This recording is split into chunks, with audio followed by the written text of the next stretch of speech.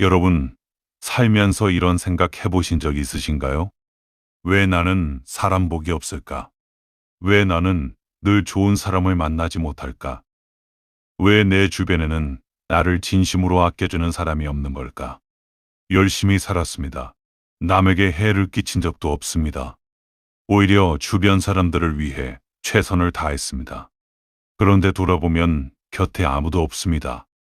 정작 내가 힘들 때 손 내밀어주는 사람이 없습니다. 그 외로움이 얼마나 깊은지, 그 허탈함이 얼마나 큰지, 이 영상을 보고 계신 분들이라면 아마 그 마음을 잘 아실 겁니다. 그런데 오늘 저는 여러분께 조심스럽지만 꼭 필요한 이야기를 드리려 합니다. 혹시 인복이 없는 것이 주변 사람들 탓만은 아닐 수도 있다는 이야기입니다. 다산 정약용은 평생을 사람을 관찰하고 관계를 연구하고 제자들에게 인간관계의 진리를 가르쳤습니다. 그가 남긴 글 속에는 평생 인복이 없는 사람들이 자신도 모르게 반복하는 공통된 습관과 태도가 담겨 있습니다. 그 패턴을 오늘 이 영상에서 하나하나 짚어드리겠습니다. 이 영상을 끝까지 보신다면 여러분은 인복이 없다고 느껴온 진짜 이유를 발견하게 되실 겁니다. 그리고 지금 이 순간부터 관계를 바꿀 수 있는 단단한 지혜를 가져가시게 될 겁니다. 이 채널에서는 매주 중장년층의 삶에 깊이 와닿는 인생 이야기와 인간관계의 지혜를 전해드리고 있습니다. 아직 구독하지 않으신 분들은 지금 구독 버튼을 눌러주시면 앞으로도 이런 이야기를 놓치지 않고 받아보실 수 있습니다. 좋아요도 꼭 눌러주세요. 여러분의 작은 응원이 이 채널을 이어가는 큰 힘이 됩니다. 그럼 이제 이야기를 시작하겠습니다. 경상북도 안동에 사시는 72세 이순분 할머니의 이야기입니다. 할머니는 평생을 남을 위해 사셨습니다. 동네에서 누가 아프다 하면 제일 먼저 달려갔고 집안에 어려운 일이 생기면 당신 일처럼 나서서 도왔습니다. 손이 크기로 소문난 분이라 명절이면 이웃들에게 음식을 나눠주는 일도 빠지지 않았습니다. 그런데 이상한 일이 있었습니다. 할머니가 칠순 잔치를 열었을 때 정작 자리에 찾아온 사람이 손에 꼽을 정도였습니다. 할머니가 그토록 챙겼던 사람들, 할머니 덕분에 어려운 고비를 넘겼던 사람들이 바쁘다는 이유로, 몸이 안 좋다는 이유로, 연락이 안 된다는 이유로 나타나지 않았습니다. 할머니는 그날 밤 혼자 방에 앉아 오래도록 우셨다고 합니다. 왜 나는 이렇게 인복이 없는 걸까? 내가 뭘 잘못한 걸까? 하지만 할머니 딸이 나중에 어머니 곁에서 오랜 시간을 보내며 깨달은 것이 있었습니다. 어머님은 늘 남을 위해 달려갔지만 정작 어머니 자신이 힘들 때는 아무에게도 말하지 않으셨다는 것입니다. 어머니는 도움을 주는 사람이었지 도움을 받는 사람이 아니었습니다. 어머니는 가까이 하기엔 너무 완벽한 사람이었고 그 완벽함이 주변 사람들을 오히려 어렵게 만들었던 겁니다. 이것이 바로 인복 없는 사람의 첫 번째 공통점입니다. 도움은 주면서 도움을 받지 않는 사람입니다. 심리학에서는 이것을 일방향 관계 패턴이라고 부릅니다. 인간관계는 주고받는 균형이 있어야 유지됩니다. 내가 늘 주는 쪽에만 있으면 상대방은 언제부턴가 그 관계를 부담스럽게 느끼기 시작합니다. 내가 완벽하게 다 해결하는 사람으로 보이면 상대는 나를 도울 이유를 찾지 못합니다. 나에게 기댈 틈이 없으니 나와 가까워질 틈도 없는 겁니다. 더 중요한 심리가 있습니다. 인간은 누군가를 도왔을 때 그 사람에게 더 애착을 느낍니다. 이것을 벤자민 프랭클린 효과라고 부릅니다. 내가 누군가를 도우면 나는 그 사람을 더 좋아하게 됩니다. 그러니까 역설적이게도 내가 모든 것을 해결해 주기만 하면 상대는 나를 돕지 못하니 나에 대한 애착도 깊어지지 않는 겁니다. 내가 가끔 힘들다고 털어놓고 내가 가끔 부탁을 해야 상대방이 나를 진심으로 돕고 싶어지고 그러면서 관계가 깊어지는 것입니다. 다산 정약용은 이런 말을 남겼습니다. 벗을 사귐에 있어 자신을 낮추지 않으면 진정한 사귐이 이루어지지 않는다. 타사는 완벽하게 보이려 하지 말고 자신의 허물과 약함을 솔직하게 드러내야 진짜 관계가 만들어진다고 했습니다. 자신을 낮춘다는 것은 비굴해지라는 말이 아닙니다. 나도 부족하고, 나도 힘들고, 나도 도움이 필요한 사람이라는 것을 솔직하게 보여주라는 말입니다. 이순분 할머니처럼 평생 강한 사람으로만 살아온 분들께 이 말씀을 드리고 싶습니다. 지금 가장 가까운 사람에게 작은 부탁 하나를 해보십시오. 오늘 점심 같이 먹을 수 있겠냐고, 이것 좀 도와줄 수 있겠냐고. 작은 부탁이 관계의 문을 여는 열쇠가 됩니다. 두 번째로, 평생 인복이 없는 사람들에게서 자주 보이는 모습이 있습니다. 말을 들을 줄 모르고 끊임없이 조언하려 드는 것입니다.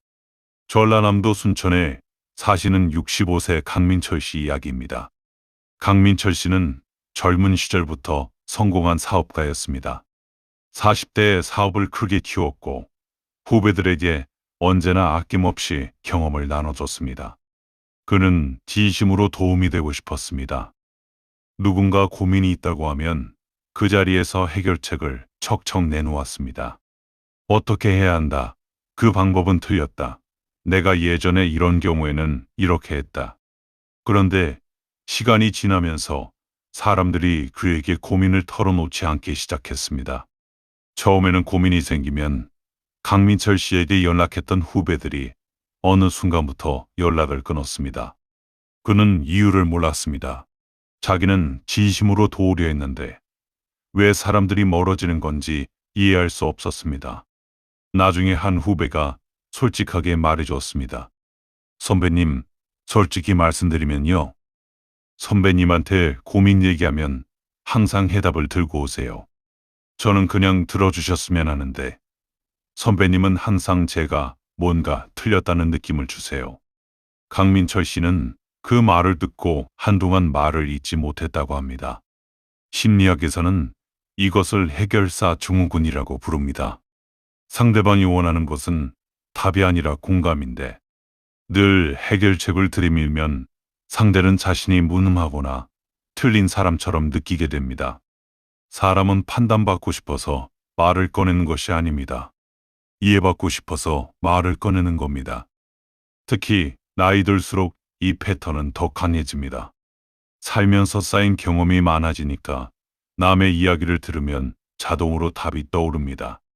내 경험으로 이미 알고 있으니 빨리 알려주면 도움이 될 것이라 생각합니다. 그런데 그것이 오히려 관계를 멀어지게 만드는 원인이 됩니다. 다산 정약용은 이런 가르침을 남겼습니다. 말을 많이 하는 사람은 반드시 실수가 많고 들음이 적은 사람은 반드시 지혜가 적다. 다산은 말을 아끼고 듣는 것을 지혜의 근본으로 여겼습니다. 조언을 아끼는 것이 오히려 더 깊은 신뢰를 만든다고 했습니다. 상대방이 스스로 답을 찾을 수 있도록 기다려주는 것이 진정한 어른의 지혜라고 가르쳤습니다. 지금 주변에 자꾸 멀어지는 사람이 있다면 한번 돌이켜보시기 바랍니다. 혹시 나는 그 사람의 말을 끝까지 들어준 적이 있는가? 혹시 나는 그 사람이 말을 꺼내기도 전에 이미 답을 준비하고 있지는 않았는가? 다음에 누군가 고민을 털어놓으면 딱 한 가지만 해보십시오. 조언하지 말고 그냥 고개를 끄덕이십시오. 그것만으로도 그 관계는 달라집니다. 세 번째입니다. 평생 인복이 없는 사람들 중에는 섭섭함을 삭히다가 한꺼번에 터뜨리는 사람들이 많습니다. 충청북도 청주에 사시는 69세 윤정숙 씨 이야기입니다. 윤정숙 씨는 오래된 친구 모임이 있었습니다. 30대부터 함께한 동창 모임이었는데 그 안에 유독 자기 중심적인 친구가 한 명 있었습니다. 항상 모임 날짜를 자기 편한 날로 바꾸려 하고 밥값도 항상 나중에 낸다는 이유로 슬쩍 자리를 피하고 자기 이야기만 실컷 하고 나면 먼저 자리를 뜨는 친구였습니다.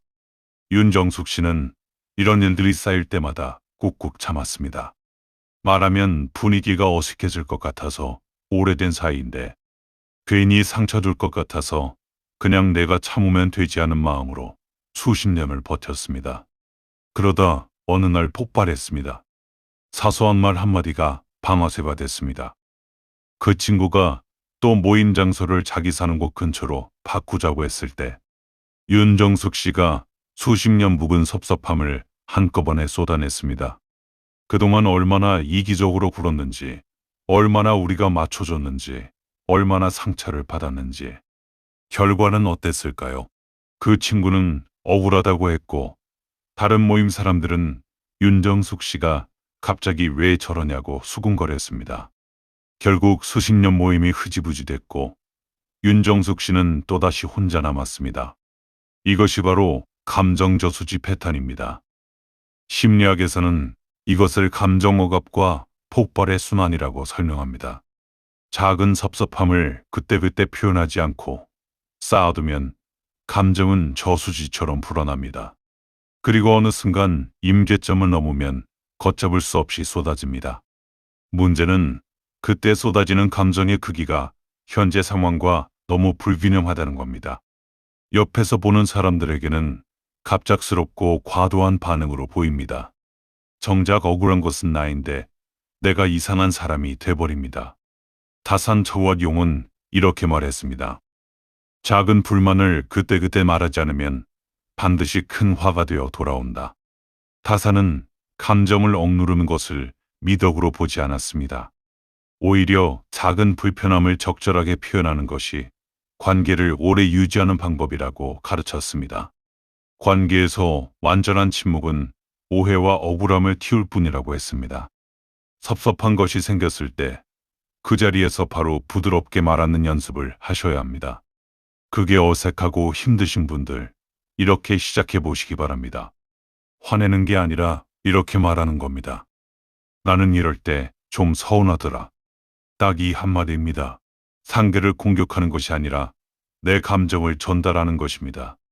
이 한마디가 수십 년 묵은 폭발을 막아줍니다. 네 번째입니다. 평생 인복이 없는 사람들 중에는 관계에서 끊임없이 확인을 요구하는 사람들이 있습니다. 부산에 사시는 71세 최용식 씨 이야기입니다. 최용식 씨는 젊은 시절 어렵게 자랐습니다. 어린 시절부터 부모의 사랑을 충분히 받지 못했고 늘 혼자였습니다. 그래서인지 인생에서 소중한 관계가 생기면 그것을 잃을까봐 지나치게 불안해했습니다. 친구에게 연락을 보내면 답장이 늦을 때 불안했습니다. 왜 연락이 없지? 내가 뭔가 잘못했나? 나를 싫어하는 건 아닐까? 그래서 연락을 또 보냈습니다. 혹시 내가 기분 나쁘게 한 거 있어? 나한테 화난 거야? 아니면 이런 식으로 확인을 요구했습니다. 우리 친하지? 나 내 친구 맞지? 나는 네가 정말 소중한데 너도 그렇게 생각해? 처음에는 상대방이 맞다고 물론이라고 답해줬습니다. 그런데 그런 확인이 반복되자 상대는 지치기 시작했습니다. 관계가 의무처럼 느껴졌습니다. 결국 상대방이 조금씩 거리를 두었고 그것을 느낀 최용식 씨는 더욱 불안해져 확인을 더 많이 요구했습니다. 악순환이었습니다. 심리학에서는 이것을 불안의 작유형이라고 부릅니다. 어린 시절 안정적인 애착을 형성하지 못한 사람들은 어른이 되어서도 관계에서 지속적인 확인을 필요로 합니다. 문제는 이 확인 욕구가 상대방에게는 정서적 부담으로 다가온다는 겁니다. 사람은 자유롭게 관계를 선택할 때 그 관계를 더 소중히 여깁니다. 강요되고 확인을 요구받으면 오히려 멀어지고 싶어집니다. 다산 정영용은 이런 말을 했습니다. 진정한 벗은 억지로 붙들어 둘 수 없다. 스스로 찾아오게 하는 것이 도리다. 다산은 관계를 붙들려고 하면 할수록 그 관계는 약해진다고 했습니다. 상대가 자연스럽게 찾아오고 싶어지는 사람이 되는 것이 진짜 인복을 만드는 방법이라고 가르쳤습니다. 관계에서 불안함을 느끼시는 분들께 이 말씀을 드립니다. 상대방이 나를 떠날까봐 두렵다면 확인을 요구하는 대신 내가 더 좋은 사람이 되는데 집중하십시오. 내 삶을 더 풍성하게 만드십시오. 내가 행복한 사람이 될 때 사람들은 자연스럽게 그 곁에 머물고 싶어집니다. 확인을 요구받는 관계가 아니라 함께 있고 싶은 관계를 만드십시오. 다섯 번째입니다. 이것은 많은 분들이 공감하실 이야기입니다. 평생 인복이 없는 사람들 중에는 좋은 사람을 알아보지 못하는 사람들이 있습니다. 서울 마포구에 사시는 67세 박영환 씨 이야기입니다. 박영환 씨는 평생 화려하고 외향적인 사람들에게 매력을 느꼈습니다. 어디서나 이목을 끄는 사람, 말을 잘하는 사람, 능력 있어 보이는 사람. 그런 사람들 곁에 있고 싶었고, 그런 사람들과 친해지려 애를 썼습니다. 반면 조용하고 소박하게 자기 곁을 지켜주는 사람들에게는 신경을 쓰지 않았습니다. 특별한 능력이 없어 보이는 사람, 주목받지 못하는 사람, 화려하지 않은 사람. 그런 사람들의 연락에는 늦게 답하거나 약속을 가볍게 여겼습니다. 그러다 70을 바라보는 나이가 됐을 때 박영환 씨가 큰 수술을 받았습니다. 그리고 병실에서 누가 왔는지 돌아봤습니다.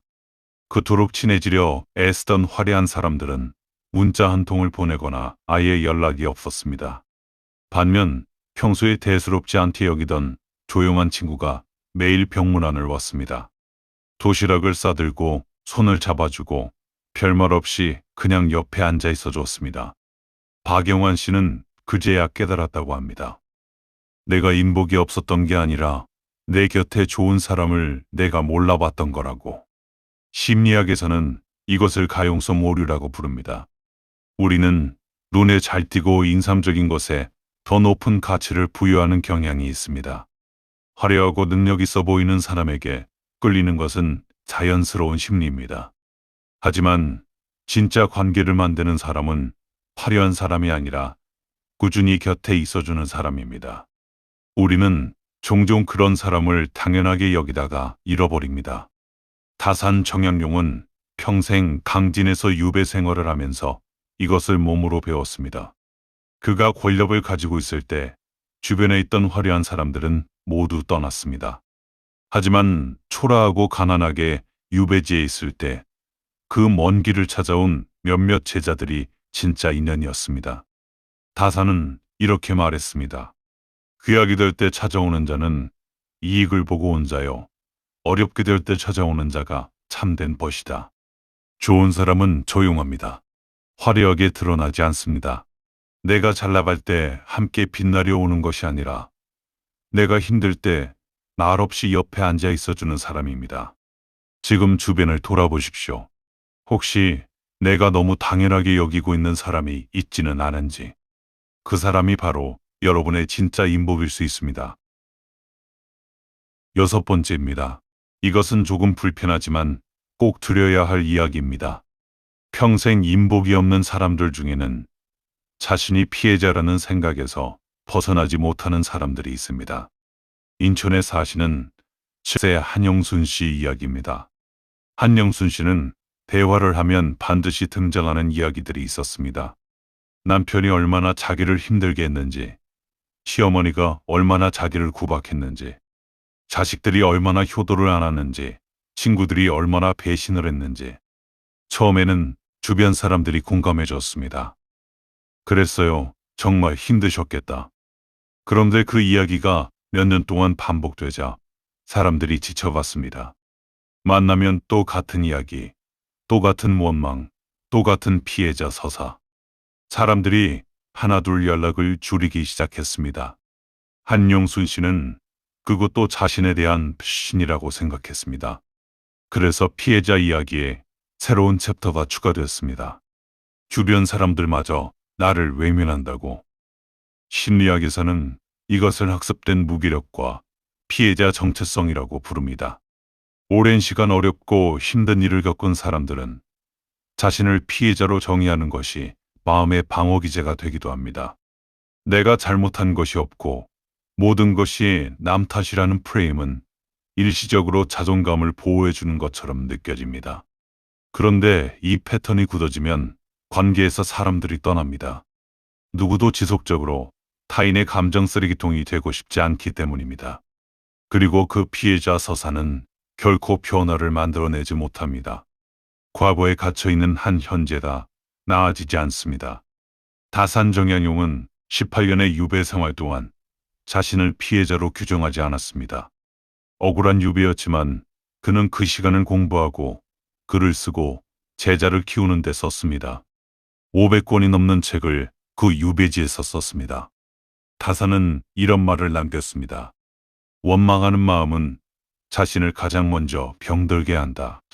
억울한 것은 사실입니다. 상처받은 것도 사실입니다. 그런데 그 억울함과 상처에 인생 전체를 맡겨버리면 그것이 나를 갉아먹습니다. 그리고 주변 사람들도 하나둘 떠납니다. 과거에 받은 상처는 충분히 인정받아야 합니다. 그런데 그 인정은 전문가에게 혹은 일기장에 충분히 쏟아내는 것으로 하셔야 합니다. 일상의 관계에서 반복적으로 같은 피해 서사를 꺼내는 것은 나를 위해서도 관계를 위해서도 좋지 않습니다. 오늘부터 딱 한 가지만 바꿔보십시오. 누군가를 만날 때 과거 이야기 대신 오늘 좋았던 것 하나를 꺼내보십시오. 작은 것이라도 좋습니다. 오늘 아침 햇살이 좋았다. 오늘 먹은 점심이 맛있었다. 이 작은 변화가 관계를 바꿉니다. 7번째입니다. 평생 인복이 없는 사람들에게는 또 한 가지 공통된 습관이 있습니다. 남의 일에 지나치게 관여하는 것입니다. 경기도 수원에 사시는 66세 조명희 씨 이야기입니다. 조명희 씨는 정이 넘치는 분이었습니다. 주변에 어려운 사람이 있으면 자기 일처럼 나서서 해결하려 했습니다. 그것이 문제가 되리라고는 생각하지 않았습니다. 오히려 자신이 얼마나 따뜻한 사람인지를 증명하는 일이라고 여겼습니다. 그런데 문제가 생겼습니다. 옆집 며느리와 시어머니 사이가 안 좋다는 이야기를 들으면 조명희 씨가 양쪽에 들어가서 중재를 하려 했습니다. 친구 아들이 취직이 안 됐다는 말을 들으면 여기저기 연락해서 알아봐 주려 했습니다. 동창 모임에서 누군가의 부부 문제를 들으면 남편이 어떻게 해야 한다, 아내가 어떻게 해야 한다 의견을 냈습니다. 처음에는 고마워하던 사람들이 점차 조명희 씨를 피하기 시작했습니다. 내 일을 함부로 얘기하고 다닌다는 느낌, 내 문제를 자기 방식으로 해결하려 든다는 느낌, 내 삶에 너무 깊이 들어온다는 불편함. 조명희 씨는 억울했습니다. 도와주려 했는데 왜 나를 피하는 거냐고. 심리학에서는 이것을 경계침범이라고 부릅니다. 아무리 선이라도 상대방의 동의 없이 그 삶에 깊이 개입하는 것은 상대의 자율성을 침해합니다. 사람은 본능적으로 자신의 영역이 침범당할 때 불안함을 느끼고 거리를 둡니다. 선의로 한 일이라도 상대가 원하지 않았다면 그것은 과잉 개입입니다. 다산 정약용은 이렇게 말했습니다. 남의 담장 안을 기웃거리지 말라. 그것은 도움이 아니라 방해다. 진정한 도움은 상대방이 요청했을 때 하는 것입니다. 요청받지 않은 도움은 아무리 좋은 의도라도 간섭이 됩니다. 도와주고 싶은 마음은 귀하지만 그 마음을 어떻게 표현하느냐가 관계의 질을 결정합니다. 앞으로는 이렇게 하십시오. 누군가의 어려움을 알게 됐을 때 먼저 물어보십시오. 내가 도와줄 수 있는 게 있을까? 그리고 상대가 원하지 않는다면 그것으로 마무리하십시오. 그 자체가 이미 충분한 사랑입니다. 이제 마지막 이야기를 드리려 합니다. 충청남도 공주에 사시는 73세 임재철 씨 이야기입니다. 임재철 씨는 40년 동안 작은 인쇄소를 운영했습니다. 은퇴를 결심한 것은 71살이 됐을 때였습니다. 기계 소리 가득하던 인쇄소 문을 닫고 나서 처음으로 자신의 관계를 돌아봤습니다. 휴대폰 연락처에는 300명이 넘는 이름이 있었습니다. 거래처 사람들, 지인들, 모인 사람들, 예전 직원들. 그런데 막상 전화기를 들고 보니 그 중에서 내 안부를 진심으로 물어올 사람이 몇이나 될까 하는 생각이 들었습니다. 임재철 씨는 조용히 연락처를 정리했습니다. 10년 이상 연락이 없는 사람, 이에겐 주만 연결된 사람, 만나면 편하지 않은 사람들을 하나씩 지워나갔습니다. 연락처를 정리하고 나서 남은 사람은 고작 12명이었습니다. 처음에는 그 숫자가 너무 작아서 쓸쓸했습니다. 그런데 이상한 일이 생겼습니다. 그 12명과의 관계가 더 깊어지기 시작했습니다. 전화를 하면 진심으로 반겼습니다. 같이 밥을 먹으면 편안했습니다. 말하지 않아도 서로 알았습니다. 임재철 씨는 이렇게 말했습니다. 300명일 때는 아무도 없는 것 같았는데 12명이 되고 나서야 사람이 생긴 것 같았습니다. 이 이야기는 사실 심리학자 로빈 덤바의 연구와 정확히 일치합니다. 덤바 교수는 인간의 뇌가 진정으로 친밀한 관계를 유지할 수 있는 사람의 수는 최대 150명이며 그 중에서도 깊이 신뢰하고 정서적으로 가까운 관계는 5명에서 15명 수준이라고 했습니다. 인간 관계에는 자연스러운 한계가 있습니다. 그 한계를 무시하고 모든 사람과 관계를 유지하려 하면 오히려 모든 관계가 얕아집니다. 타산 정영용도 같은 말을 했습니다. 많은 사람을 사귀려 하지 말고 한 사람을 깊이 사귀어라. 넓은 사귐보다 깊은 사귐이 귀하다. 타산은 평생 수많은 사람을 알았지만 진정한 우정은 소수의 사람들과 나눴습니다. 그리고 그 소수의 사람들과의 관계가 18년 유배 생활을 버티게 해준 힘이었습니다. 인복은 숫자가 아닙니다. 깊이입니다. 여러분, 이제 이 이야기의 끝에 다가왔습니다. 오늘 7가지 이야기를 드렸습니다. 도움만 주고 받지 않는 사람, 듣지 않고 조언만 하는 사람, 섭섭함을 쌓아두다 폭발하는 사람, 끊임없이 확인을 요구하는 사람, 좋은 사람을 알아보지 못하는 사람, 피해자 서사에 갇혀있는 사람, 남의 삶에 지나치게 개입하는 사람. 이 이야기를 들으면서 마음이 불편하셨을 수도 있습니다. 어딘가 나의 이야기 같아서 찔리셨을 수도 있습니다. 그런데 여기서 꼭 이 말씀을 드리고 싶습니다. 이것은 여러분을 탓하는 이야기가 아닙니다. 이 모든 패턴들은 사실은 상처받았기 때문에 생긴 것들입니다. 도움만 주고 받지 못했던 것은 어린 시절 충분히 돌봄을 받지 못했기 때문일 수 있습니다. 조언만 하는 것은 자신이 충분히 인정받지 못해서 인정받고 싶은 마음의 표현일 수 있습니다. 확인을 요구하는 것은 깊은 외로움과 불안에서 비롯된 것입니다. 피해자 서사에 갇힌 것은 실제로 그만큼 힘든 일을 겪어왔기 때문입니다. 여러분이 어리석어서 인복이 없었던 게 아닙니다. 여러분이 나쁜 사람이었어가 아닙니다. 여러분이 충분히 사랑받지 못했고, 충분히 이해받지 못했고, 충분히 돌봄받지 못했기 때문에 생긴 상처들이 관계 방식에 영향을 준 겁니다. 그리고 이것을 안다는 것이 이미 변화의 시작입니다. 타산 정영용은 58세에 유배지에서 아들에게 편지를 씁니다. 그 편지에서 이런 말을 했습니다. 늦었다고 생각할 때가 가장 빠른 때다. 지금 이 순간부터 시작하는 사람이 진정으로 지혜로운 사람이다. 70이 되어도 늦지 않았습니다. 60이 되어도 늦지 않았습니다. 지금 이 순간 내 관계 방식을 하나씩 돌아보고 바꾸어 나가는 것. 그것이 남은 인생을 더 따뜻하게 만드는 길입니다. 여러분의 인생 정원에서 잡초를 뽑아내십시오. 그리고 그 빈 자리에 진짜 소중한 사람을 위한 공간을 만드십시오. 정원이 넓어도 잡초만 가득하면 황량합니다. 작은 정원이라도 정성 들여 가꾼 꽃 한 송이가 있으면 아름답습니다. 관계도 그렇습니다. 300명의 얕은 연락처보다 진심으로 서로를 아끼는 5명이 더 큰 인복입니다. 오늘 이 영상을 끝까지 보아주신 여러분은 이미 변화를 시작한 겁니다. 이 이야기들이 마음속 어딘가에 남아서 내일 누군가와 대화할 때 조금 더 듣고 조금 더 솔직하고 조금 더 자신을 드러낼 수 있게 되길 바랍니다. 여러분은 충분히 좋은 인연을 받을 자격이 있는 분들입니다.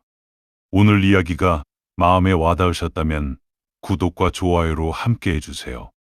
여러분의 구독이 이 이야기를 계속할 수 있는 힘이 됩니다. 감사합니다.